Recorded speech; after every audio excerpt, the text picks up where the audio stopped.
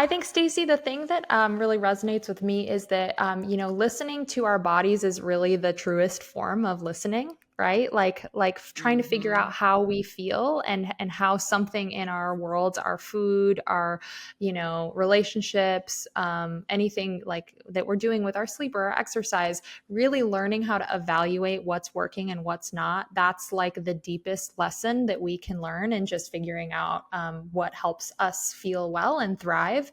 And I think you can apply that to a bigger picture, but you can't really do that if you don't know how to do it for yourself. So, like Mm-hmm. when I was really sick, I was 25 years old. And especially when I went in to work with all these doctors and they told me that perhaps it was in my head, what did I do? I started trying to shut that off and not feel anything, because I was told that I was crazy. And so I shouldn't be feeling those things. And so I shut down all of that communication with my body, that evaluating, is this working? Is this not? And I had to relearn how to listen. And I think that that could be Mm-hmm. applied to, once you figure out, have a framework of figuring out what works for your own body and your own health, then you can start to look outside yourself and think, okay, how does this work in my yard? How does this work in Mm-hmm. my little vegetable garden, or, my flower garden? And then once you think outside that, it's like, how does the food that I buy that's produced other people, how is that working, for my local community or for the land that's in this area, and everything. So yeah, I think that's a natural way of looking at it. Right. Uh, so theoretically, if I want to have an impact on climate change, let's start with my own body. That's one way you could take it. Let's take a closer look. Now, what you just talked about is, and I know you and I have been talking a little about, is communicating, paying attention, sensing.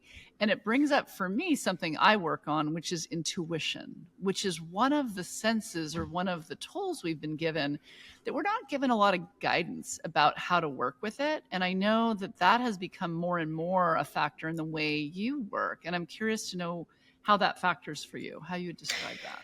Yeah, so a couple things I think of. So I'd like to talk about two things. So first, as a health coach, working with people back in the day, 12 years ago, before there were any medical studies with autoimmune protocol or anything, I was just going on experience and intuition, which I had developed a framework of Mm-hmm. working with people that was just theoretical, and there was no real medical studies or anything. But I knew, because I'd done it myself, it had helped my friends. It was very low barrier for the people that I was working to try. And then I saw people get better over and over. So that anecdotal and that intuition experience Mm-hmm. really led to like I know this is working. It doesn't really matter why, because it's helping people. And then that morphed into being approached by a very highly regarded research team at Scripps, conventional medicine, fully funded, wanted to do a study. And of course, we were like, sure.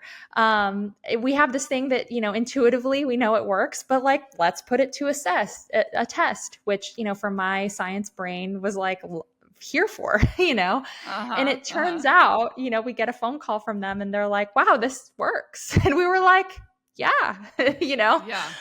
So so it's, statistical significance is where you start, even though like intuitively you felt it and then you knew it was yeah, happening. They can measure, they can get all that data yeah. stuff, which I love. P.S. Yeah, Love the yeah, data. and it's Yeah. it's cool because I think that I was kind of in one space where it was like, this is intuitive and it doesn't matter because it works for me, it's working for other people, it's not hurting anyone, I'm going to go for it. And then it moved into this space of like, oh, we can actually measure it, and actually what we're measuring is really similar to what that intuitive feeling, 73% at least with the IBD, irritable bowel disease patients, Okay. reach clinical Okay. remission in 6 weeks, which is, what was I Wow. was seeing in my practice. And it was like, And oh, that's we not an actually, uncommon. That's not an no, uncommon disorder, is it? no, no. Crohn's, ulcerative colitis, and Crohn's disease.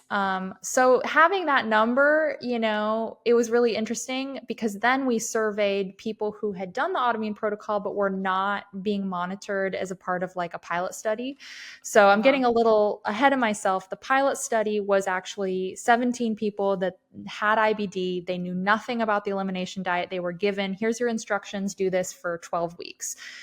then there was a survey. These were people who, I've done AIP for a year or two. I follow your blog. I'm going to answer the survey. Yes, here's my medical record. I have IBD. Turns out 73% of them said that they reached clinical remission with AIP, which was the same amount of the group that actually had coaching and went through it for the first time. Uh-huh. So there's kind of this parallel between the intuition, it doesn't work every time, but it works most Right. of the time. Then there's, the monitored group, then there's a survey. So it's, the intuitive piece for me, it feels like it's all integrated. Like there needs to be both intuition and there needs to be science. And Right. I'm sure that that's really common in the climate change work that you're doing and agriculture. There's things that people do that they're like, maybe I don't know why I do this, but I know it's the right way because here are the results. And Right. so I think it's good to have a little bit of both.